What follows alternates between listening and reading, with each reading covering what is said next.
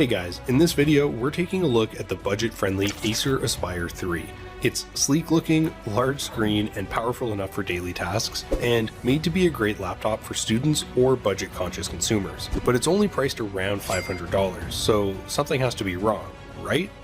Well, kind of. So what's up with the Acer Aspire 3? Why is it so popular? And if it's so good, why is it so cheap? How does it compare to other competitors in the price range? And is it worth buying? And after you get it, what can you expect?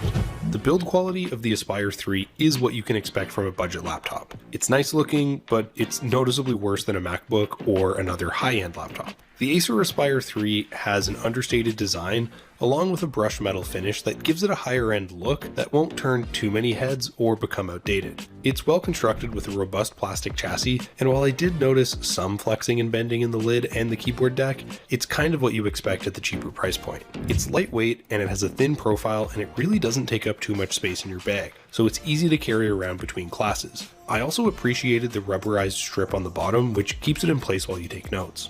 It gives you a solid range of ports to connect your peripherals to, and you get two USB 2 ports and a single USB 3.1 Type A socket, and an HDMI port, but it lacks a micro SD card reader and a USB-C connection, so you might need an adapter for newer devices. It also has Wi-Fi 5, which provides a reliable and reasonably fast internet connection, along with Bluetooth 4.2 compatibility and an Ethernet port for hard wiring. I thought that the full-size chiclet keyboard was nicely proportioned and it delivered a decent typing experience, which was suitable for everyday use, but the number pad is somewhat narrow for larger hands. The keyboard has a soft actuation and a slightly roughened texture with an adequate key travel distance, which is comfortable enough to type on for longer sessions, and it's perfectly good for writing essays. Unfortunately, the keyboard isn't backlit and the keystrokes are a little bit bouncy, but the bed is relatively firm. The touchpad is responsive for fast and accurate tracking, and it actually reacts to inputs in the corners. It's reasonably sized and it provides enough space for control gestures, while the smooth surface responds well to two-finger scrolling, and it's easy to glide your fingers on. It has a 15.6-inch LED backlit display with a comfy view anti-glare coating that gives it a matte look, which is nice for viewing documents in brighter light. It has a 1920 by 1080 resolution, and it delivers decent colors and contrast, but the viewing angles are pretty subpar and the color gamut coverage is low. It also lacks some brightness and it can appear kind of dull. It also has poor color accuracy, so creative professionals should definitely look elsewhere, and it has a blue light shield to help protect your eyes during long study sessions. Despite its flaws, I think the display is very functional and it's more than adequate content for streaming and for an everyday laptop for students. I like that the slim bezels provide a contemporary feel and they increase the screen real estate. And the top has a webcam, although the quality is what you expect considering the price. It also features a built-in microphone for video calling. The hinge has a 180-degree range, and it pulls the airflow from underneath the laptop to help keep it cool. The interior fans are generally quiet, but they can audibly rev up during heavier workloads, and the bottom of the laptop does tend to heat up. You do get two built-in speakers that deliver an impressive volume levels for an entry-level laptop.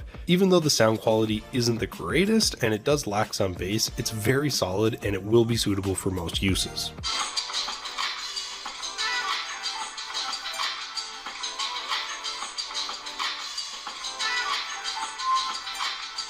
If you're enjoying this video and you're learning something about the Acer Aspire 3, be sure to give the video a like. It helps the channel out a lot, and if you're interested in updated pricing, be sure to check out the links in the description. While the battery life isn't top-notch, I thought it was pretty solid, and it gave me around 6 hours of runtime, which could be extended to up to 9 hours with limited usage. So it will last through a lecture or a longer study session. If the battery life is an important consideration, then the Lenovo Chromebook Duet costs significantly less as an alternative, and it offers up to 12 hours of runtime with a superior 1920 by 10-inch touchscreen display and a portable 2-in-1 design, but it only comes with a smaller 10.1-inch screen, and it has much inferior processing capabilities with only 4 GB of RAM. You get a 10th generation Intel Core i5 1035G1 core processor with a clock speed of 1 GHz, and you get a maximum turbo speed of 3.6 GHz. You can also choose a higher configuration with better specs depending on what you need for your budget. I thought that this was relatively responsive, and it performs pretty well when web browsing and watching content or basic Photoshop editing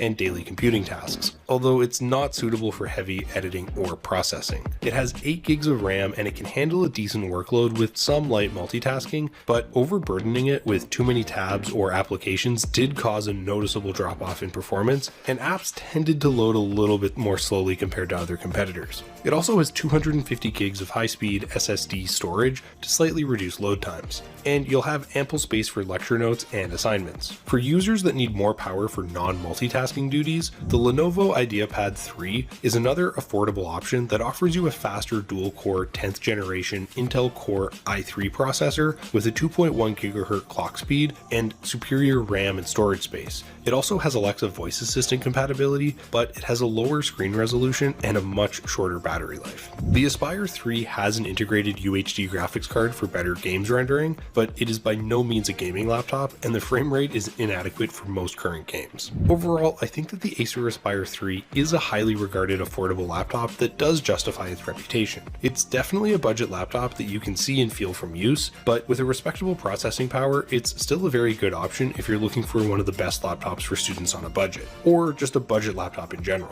If you want to save a bit of money, then the Lenovo Chromebook Duet is cheaper, but it has less wide range use application. The Acer Aspire 3 is a solid laptop that mixes solid hardware with good performance, and it's designed to be an entry-level model for basic computing tasks or an affordable laptop for budget shoppers.